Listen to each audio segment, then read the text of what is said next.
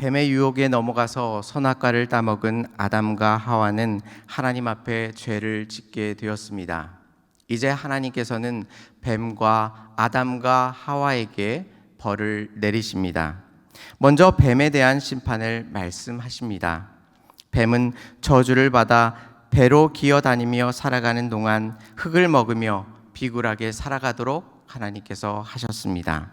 그리고 뱀의 앞으로의 운명을 말씀하셨습니다.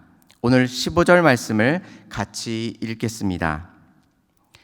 내가 너로 여자와 원수가 되게 하고 내 후손도 여자의 후손과 원수가 되게 하리니 여자의 후손은 내 머리를 상하게 할 것이요 너는 그의 발꿈치를 상하게 할 것이니라 하시고.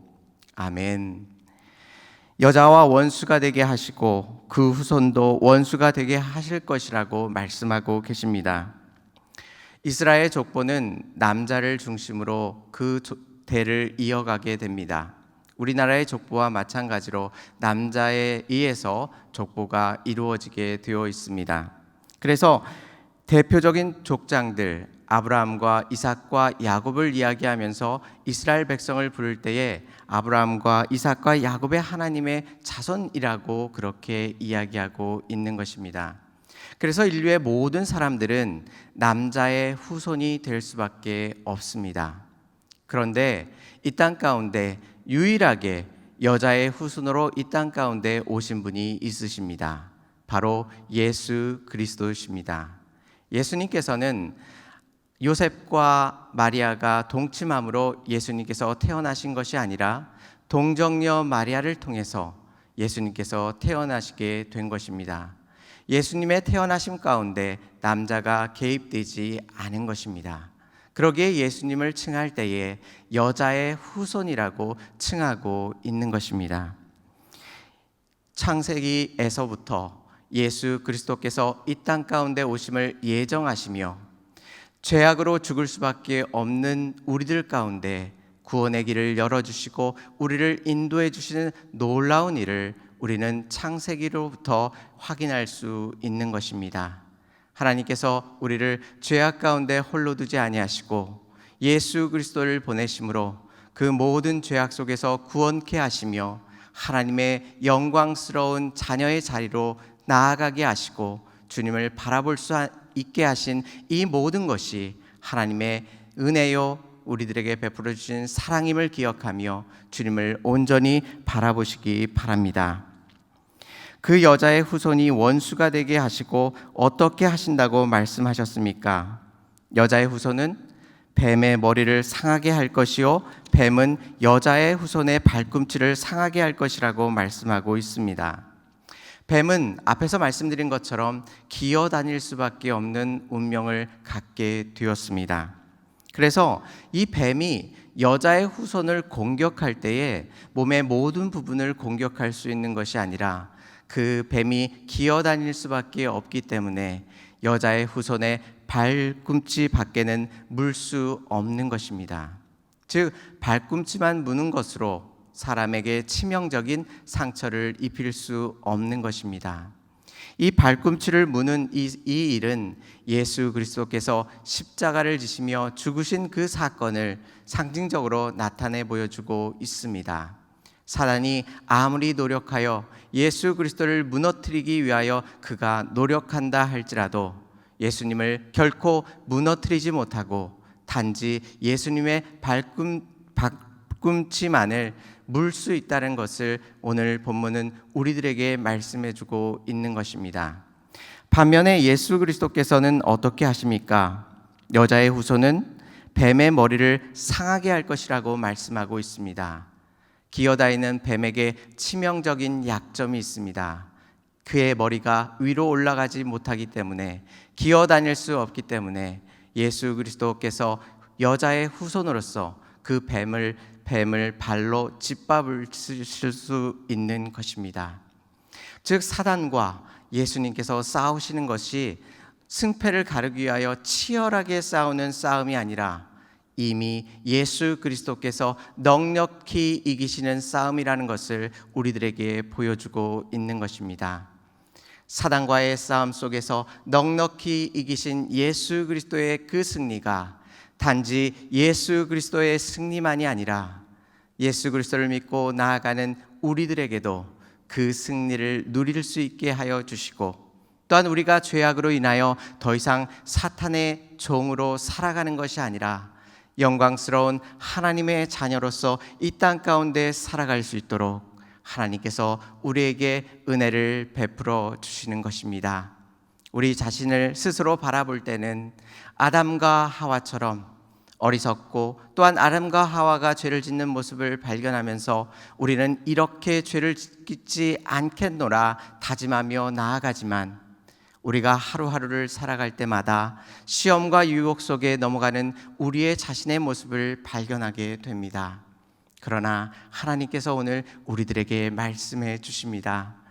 우리가 비록 부족하고 연약하여 죄악 가운데 넘어갈지라도 하나님께서 우리를 잠시도 홀로 두지 아니하시고 예수 그리스도의 그 사랑으로 우리를 붙드사 하나님의 자녀로서 의롭다 칭하시며 이 땅 가운데 온전히 주의 자녀로 살아갈 수 있도록 하나님께서 붙들어 주시고 인도해 주신다고 말씀하고 계십니다.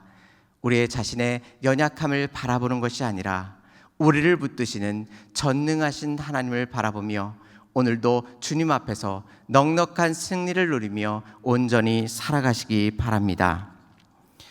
또한 죄를 지음으로 아담과 하와는 하나님께서 베풀어 주신 많은 것을 잃게 됩니다. 첫 번째로 그들이 잃게 된 것이 무엇입니까?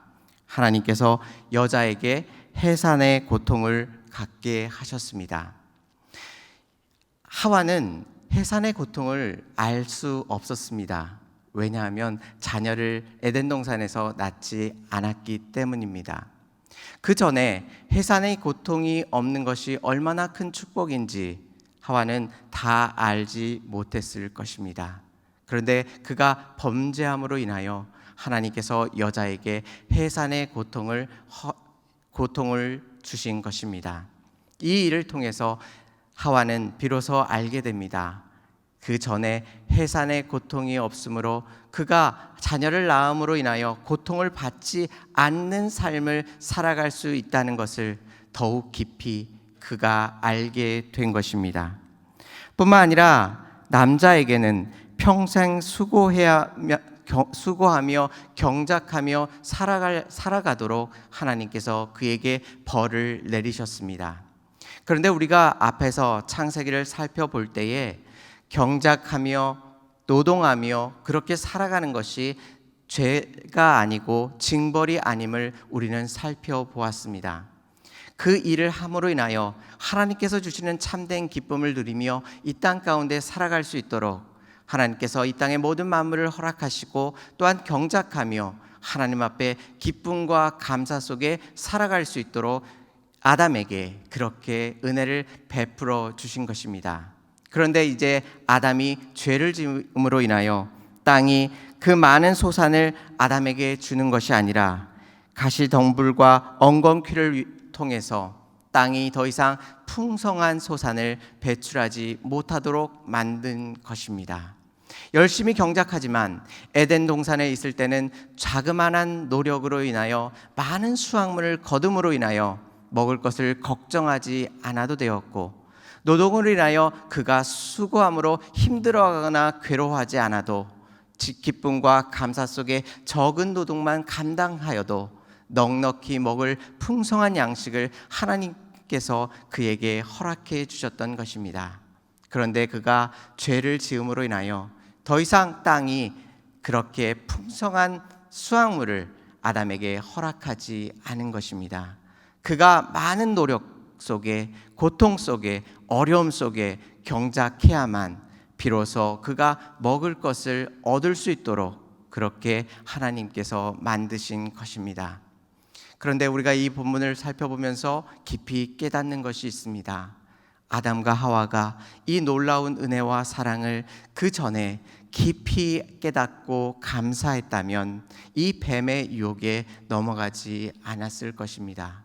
하나님께서 이들을 이렇게 사랑하시고 이들을 여자에게 해산의 고통을 면하시게 하시고, 또한 아담에게 경작할 수고를 덜하게 하시며, 이 땅 가운데 하나님의 풍성한 은혜와 사랑 속에 살아가는 존재라는 것을 그들이 스스로 깨달아 알았다면 뱀의 유혹 가운데 그들은 넘어가지 않았을 것입니다.